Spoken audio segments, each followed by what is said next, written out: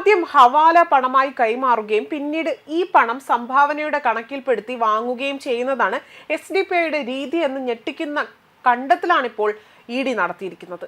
ഇതോടുകൂടി തന്നെ ഇവരുടെ പണം ഇടപാടുകൾ അടിമുടി ദുരൂഹതയുണ്ടെന്നാണ് ED വ്യക്തമാക്കുന്നത്.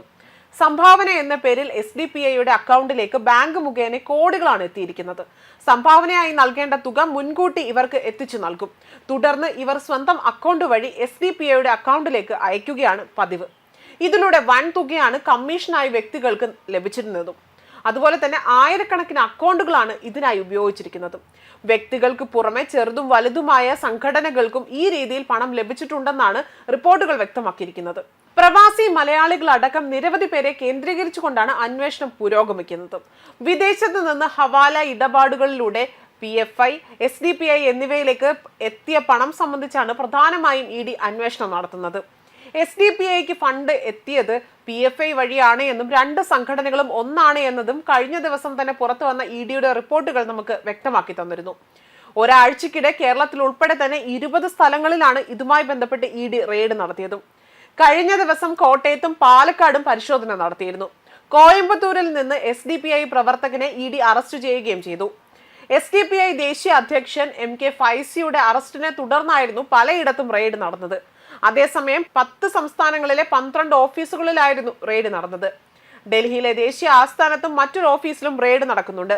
അതേപോലെ തന്നെ കേരളത്തിലെ തിരുവനന്തപുരത്തെ സംസ്ഥാന കമ്മിറ്റി ഓഫീസിലും മലപ്പുറം കുന്നുമേലിൽ ജില്ലാ കമ്മിറ്റി ഓഫീസിലും സായുധ പോലീസ് അകമ്പടിയിൽ റെയ്ഡ് നടന്നിരുന്നു. അതുപോലെ കർണാടകയിലെ ബംഗളൂരു, ആന്ധ്രാപ്രദേശ്, മഹാരാഷ്ട്ര, തമിഴ്നാട്, ജാർഖണ്ഡ്, പശ്ചിമ ബംഗാൾ, ഉത്തർപ്രദേശ്, രാജസ്ഥാൻ എന്നിവിടങ്ങളിലെ ഓഫീസുകളിലും റെയ്ഡ് നടന്നതായി റിപ്പോർട്ടുകൾ പുറത്തു വന്നിരുന്നു.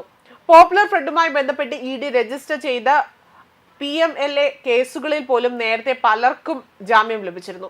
പോപ്പുലർ ഫ്രണ്ട് ചെയർമാനായിരുന്ന അബൂബക്കർ, OMA സലാം, ഡൽഹി സംസ്ഥാന സമിതി ഭാരവാഹികൾ, കോഴിക്കോട് സ്വദേശികളായ KP ഷഫീർ, അതുപോലെ K ഫിറോസ് തുടങ്ങിയ പലർക്കും ജാമ്യം ലഭിച്ച പശ്ചാത്തലത്തിലാണ് EDയുടെ പുതിയ നടപടി എന്നതും മറ്റൊരു ശ്രദ്ധേയമായ കാര്യമായിരുന്നു.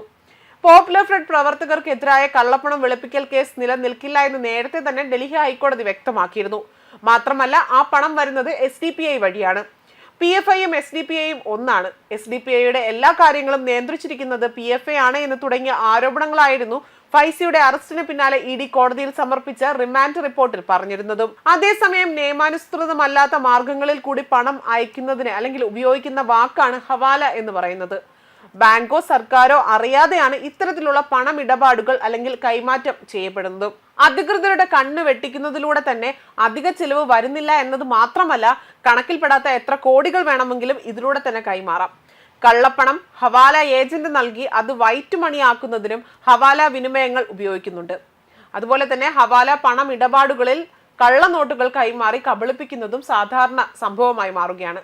നിയമപരമല്ലാത്ത ഇടപാടുകൾ ആയതിനാൽ തന്നെ പരാതി നൽകുവാനും സാധിക്കുന്നതല്ല.